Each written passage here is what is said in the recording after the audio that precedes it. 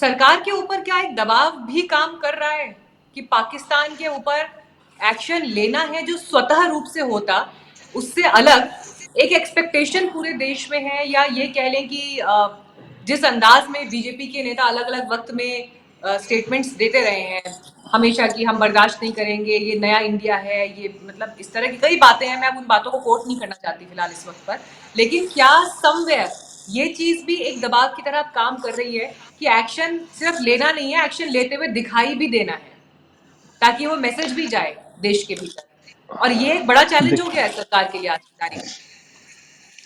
देखिए मीनाक्षी जी, सबसे बड़ी बात यह कम से कम अगर आप मोदी सरकार को जानते अच्छी तरह तो ये वो सरकार नहीं है जो दबाव में आके कोई काम करे। हमें अपनी नैतिकता का पता है, हमें पता है हमारा कहाँ नुकसान हुआ और उस नुकसान के लिए हमें क्या करना है अच्छी तरह से जानते हैं। ये वो सरकार नहीं है कि जब हमारे फौजियों के शीश भी काट के लेकर जाया करते थे तो फौजियों के ही हाथ पीछे बांध दिया करते थे, उनको बदला लेने से भी मना कर दिया जाता था। ये वो सरकार नहीं है, आज तो घर पे घुस के मारने वाली सरकार है। लेकिन बड़ी चीजों को देखना पड़ता है, जिसका इशारा अभी हमारे एक्सपर्ट भी दे रहे थे, काफी चीजों को देखकर किया जाता है। लेकिन बात अभी यही आती है, जिस तरह से अभी पॉइंट आउट किया गया, क्यों सभी को यहाँ पर जवाब नहीं दिया गया, क्यों अपोजिशन को ऑन बोर्ड नहीं लिया गया। क्या ये अपोजिशन क्या अपना अपोजिशन वाला किरदार निभा रही है? अब आप खुद सोचिए कि जहां पर खुद ख्वाजा आसिफ जैसे जो इनके नेता हैं वो खुद इंटरनेशनल चैनल्स पर बोल रहे हैं that we were playing this dirty game, हम ये सब कुछ कर रहे थे। वहां पर आप कांग्रेस के नेता देख लीजिए, सैफुद्दीन सोज कहते हैं अगर पाकिस्तान बोलता है कि हमने कुछ नहीं किया तो आप मान लीजिए कि हमने कुछ नहीं किया। जहां पर बोला जा रहा है, खुद बोल रहे हैं कि इन्होंने धर्म विशेष देखकर लोगों को टारगेट किया, पूछा गया तुम्हारा धर्म क्या, उसके बाद मारा गया। वहां पर रॉबर्ट वाड्रा बोलते हैं कि हिंदू और हिंदुत्व की लड़ाई है। अब आप खुद सोचिए, क्या ये अपोजिशन मेच्योरली बिहेव कर रही है? आप किस पे भरोसा करेंगे आज की डेट में? आप खुद सोचिए, वही ख्वाजा आसिफ है जो पिछले चुनावों में वहां से वकालत करता था कि कांग्रेस को जिता दीजिए। अब जिनके प्रवक्ता वहां पर बैठे होंगे, ऐसी पार्टी से सबसे पहले आप क्या एक्सपेक्ट करोगे? तो हम तो सबसे बड़ी समय लड़ाई हर एक फ्रंट के ऊपर है। यहाँ पर हमारे जितने नेता इनके हैं, खासकर कांग्रेस वालों के, इनका तो नाम ले लेकर वहां पर पाकिस्तान असेंबली में कसीदे पड़ जाते हैं, देखिए जी वो हमारे साथ है, ये हमारे साथ है। किस किस के नाम दिए गए आपके सामने? तो दुश्मन अगर आपके यहाँ पर बैठे हुए अपोजिशन की तारीफें कर रहा है तो आप समझ सकते हो कि अपोजिशन अपना कौन सा रोल निभा रही है।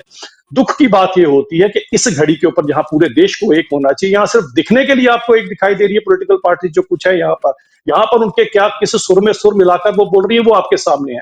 आज देश पर इतनी बड़ी आपदा आन पड़ी, इतने लोगों की निर्मम हत्या की गई, उनके परिवारों के अभी आंसू भी नहीं सूखे और इन लोगों ने उसके ऊपर सियासत करना शुरू की। हमारा देश इस समय जिस तरह से हमें इस सिचुएशन को देखना है, बहुत सारी प्रॉब्लम्स है जिनके साथ टैकल कर ही आगे बढ़ना पड़ेगा। ठीक है, पूजा त्रिपाठी। देखिए मीनाक्षी जी, जो ख्वाजा आसिफ ने किया और जो आज बिलावल भुट्टो ने किया, अभी तक यही पाकिस्तान था जो 1999 में कारगिल में अपने सैनिकों को एक्सेप्ट करने से मना कर दिया था, जो इतना डरा हुआ, जो खुद एक टेरर स्टेट है, खाने को घर में नहीं दाने और अम्मा चली बुनाने वाला हिसाब है, वो आज इंटरनेशनल फोरम पे आके कह रहा है कि हमने प्रॉक्सी टेरर वॉर करके रखा है। उसकी इतनी हिम्मत हो रही है ये करने की। तो हम नहीं कह रहे हैं कि आप स्ट्रैटेजिकली डिसीजन लीजिए, हम नहीं कह रहे हैं कि आप दबाव में आइए, कुछ आइए। जब सारा का सारा देश आपके साथ खड़ा है तो आपको पाकिस्तान को सबक सिखाना होगा।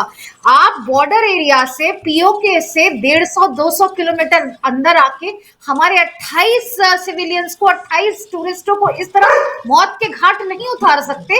और यह सरकार को, अगर सरकार पे दबाव है तो बिल्कुल सही दबाव है, क्योंकि आज हर देशवासी ये चाहता है कि पाकिस्तान पर एक्शन हो और पाकिस्तानी सरकार ले, हम नहीं कह रहे।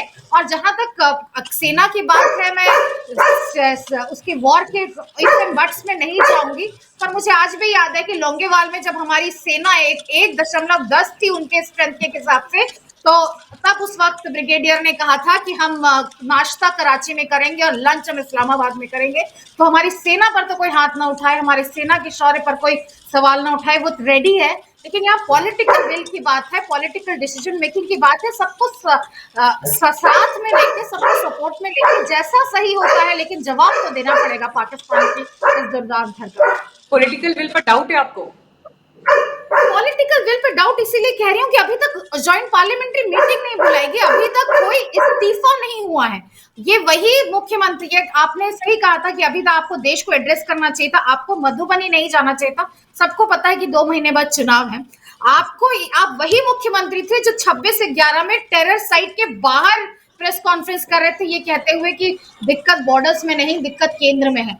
तो आपको देश को श्योर करना चाहिए था, जब पूरा देश आपके साथ खड़ा है, आपकी लीडरशिप के साथ खड़ा है, सेना के साथ खड़ा है, आपको देश को ये श्योर करना चाहिए। तो पॉलिटिकल विल पे क्वेश्चन तो है मीनाक्षी जी, पर अभी राजनीति करने की बात नहीं। हम चाहते हैं कि सरकार एक्शन ले पर पाकिस्तान के एज अ टेरर स्टेट के। जसरोटिया जी, देखिए देखिए ऑपोजिशन के पास अपने सवाल है सर, पॉलिटिकल विल देखिए पर क्वेश्चन कर रही है। पॉलिटिकल विल का तो मैंने आपको बता दिया कि जब हमारी सेना का क्या किया जाता था और ये लोग क्या किया करते थे, मैं उस पर जाना नहीं चाहता। आप इनके नेताओं के बयान तो देखिए ना। एक विजय वाडेटीवार करके इनका कोई नेता है, वो कहता है वहां पर कि किसी का धर्म नहीं पूछा गया, बताएं कितना टाइम होता है टेररिस्टों के पास के नहीं। जो पाकिस्तान बोलता है वही इनके नेता बोलना शुरू कर देते हैं। ये यहाँ पर बैठे हैं उनको क्लीन चिट देने के लिए। इनके मणिशंकर अय्यर जैसे नेता है जो पाकिस्तान के आगे गुहार लगाते हैं कि हमें बचा लीजिए भारतीय जनता पार्टी से। इनके ऐसे ऐसे नेता हैं जो इलियाना उमर के साथ, इलियाना उमर आपको पता ना कौन है, उसके साथ सेल्फी खिंचाकर और ये बताते हैं कि हम कितने बड़े पैट्रियट हैं इस देश के लिए। मुझे करता है कि इनके ऊपर हमसे ज्यादा भरोसा तो उनके ऊपर पाकिस्तान करता है कि वो उनको बचा लेगा इन सब चीजों से।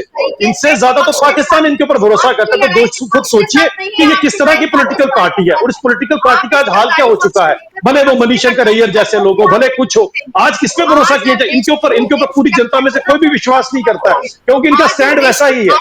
ये बाकी देशों में जाकर जो बोलते हैं अपने ही देश में इन्वेस्टमेंट मत करो, ऐसे देश को आप क्या सोचोगे ऐसे लोगों के बारे में जिनका नाम पाकिस्तान असेंबली में बार बार लिया जाता है कि ये हमें बचा लेंगे। आप खुद सोचिए ऐसी पॉलिटिकल पार्टीज के ऊपर आपको देश विश्वास नहीं करता। देश विश्वास इसलिए नहीं करता क्योंकि इनकी पॉलिटिकल विल इस तरह की है।